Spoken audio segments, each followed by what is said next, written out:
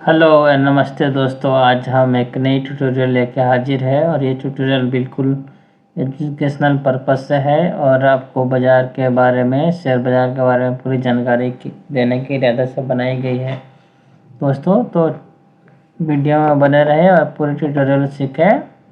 Hopefully ये सबको अच्छा लगेगा।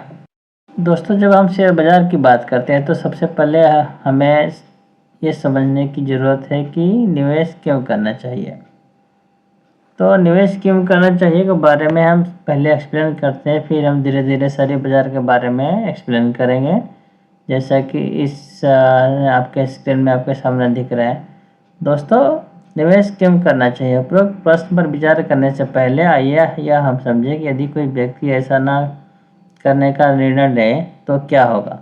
निवेश करने के लिए मान लीजिए आप प्रति माह 50,000 रुपये कमाते हैं और आप अपने खर्चों पर 30,000 रुपये खर्च करते हैं।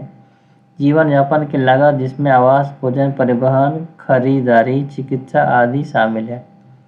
20,000 रुपये आपका मासिक अधिशेष है। सरलता के लिए हम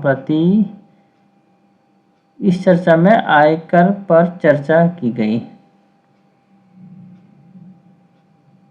इस बात को स्पष्ट करने के लिए आइए हम कुछ सरल धारणाएं बनाते हैं।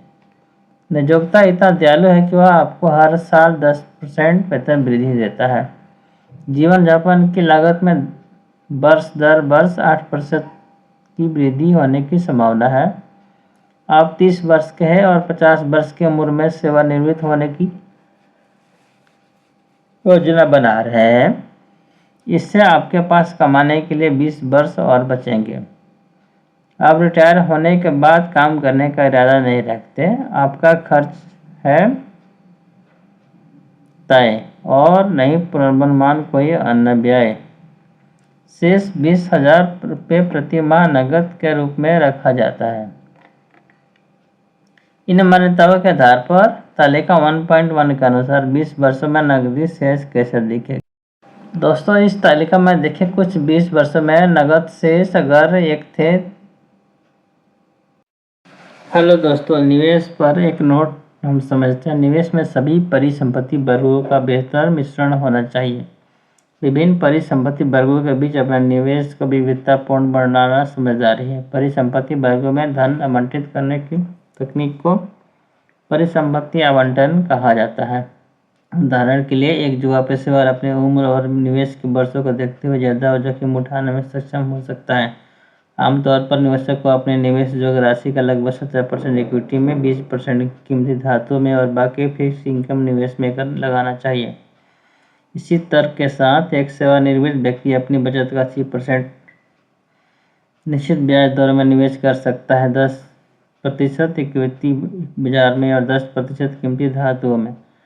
वह अनुपात जिसमें एक विभिन्न परिसंपत्ति वर्गों में निवेश का आवंटन निवेशक की जोखिम क्षमता पर निर्भर करता है। निवेश करने से पहले किन बातों को जानना जरूरी है।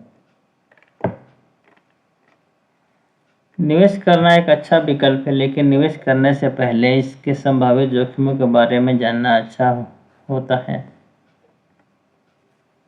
एक, जोखिम और रिटर्न एक साथ चलते हैं। जोखिम जितना अधिक होगा रिटर्न भी उतना ही अधिक होगा। जोखिम जितना कम होगा रिटर्न भी उतना ही कम होगा। वापसी, यदि आप अपनी मूल राशि की सुरक्षा करना चाहते हैं तो निश्चित आय में निवेश एक अच्छा विकल्प है।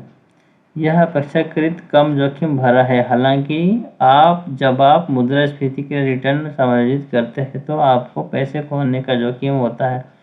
उदाहरण, एक निश्चित जमा जो आपको 9% देता है। जब मुद्रास्फीति 10% होती है तो इसका मतलब है कि आप प्रति वर्ष 1% का सूद नुकसान उठा रहे हैं। निश्चित आय निवेश अत्यधिक जोखिम से बचने वाले निवेशकों के लिए सबसे उपयुक्त है। इक्विटी में निवेश एक बेहतरीन विकल्प है। यह लंबे समय में मुद्रास्फीति को मात देने के लिए जाना जाता है। ऐतिहासिक रूप से इक्विटी निवेश ने 14 से 15% के करीब रिटर्न दिया है। हालांकि इक्विटी निवेश जोखिमपूर्ण हो सकता है। रियल एस्टेट निवेश के लिए बड़ी मात्रा में नकदी की आवश्यकता होती है और इसे छोटी रकम से नहीं किया जा सकता है। रियल एस्टेट निवेश के साथ तरलता एक और मुद्दा है। आप खरीद या बिक्री नहीं कर सकते जब भी आप चाहें। आपको हमेशा सही समय और सही खरीदार या विक्रेता का इंतज़ार करना होगा आपके साथ लेन देन करने के लिए। सोने और चांदी को अपेक्षाकृत सुरक्षित माना जाता है, लेकिन इस तरह के निवेश पर ऐतिहासिक रिटर्न बहुत अधिक है, बहुत उत्साहवर्धक नहीं रहा है। चाबी टेक अवे की टेक अवे इस चैप्टर से।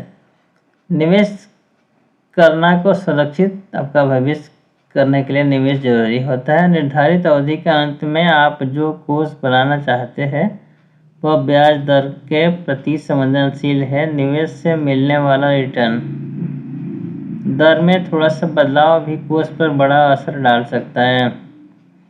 ऐसा साधन चुनें जो आपके जोखिम और प्रतिफल की क्षमता के लिए सबसे उपयुक्त हो। हिस्सेदारी चाहिए होना ये भाग आपका निवेश। अगर आप अध्याय 2 में हम नियामक पढ़ेंगे दोस्तों।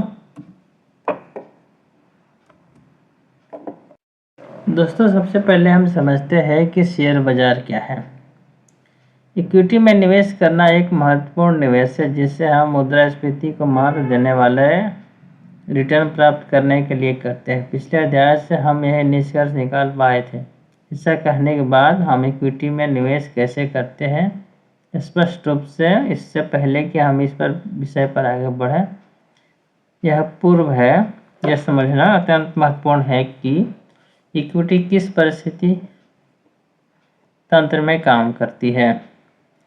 जिस तरह हम अपनी दैनिक जरूरतों की खरीदारी के लिए पड़ोस के किराना स्टोर या सुपरमार्केट जाते हैं, उसी तरह हम इक्विटी निवेश की खरीदारी लेन देन करने के लिए शेयर बाजार जाते हैं।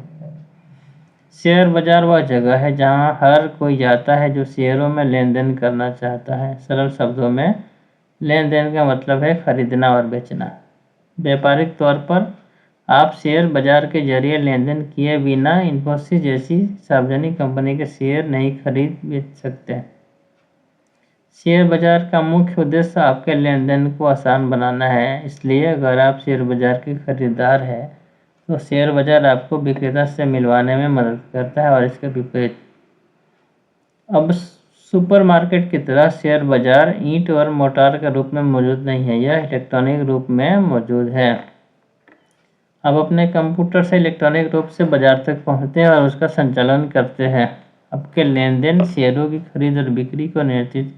इसके अलावा यह ध्यान रखना महत्वपूर्ण है कि आप पंजीकृत मध्यस्थ के माध्यम से शेयर बाजार तक पहुंच सकते हैं। स्टॉक ब्रोकर को स्टॉक ब्रोकर कहा जाता है। हम बाद में स्टॉक ब्रोकर के बारे में अधिक चर्चा करेंगे। भारत में 2 मुख्य स्टॉक एक्सचेंज हैं जो शेयर बाजारों का निर्माण करते हैं। वे बॉम्बे स्टॉक एक्सचेंज और नेशनल स्टॉक एक्सचेंज है। इन 2 एक्सचेंजों के अलावा Bangalore stock exchange, Madras stock exchange जैसे कई अन्य क्षेत्रीय स्टॉक एक्सचेंज हैं जो कमोबेश समाप्त हो रहे हैं और अब वास्तव में कोई सार्थक भूमिका नहीं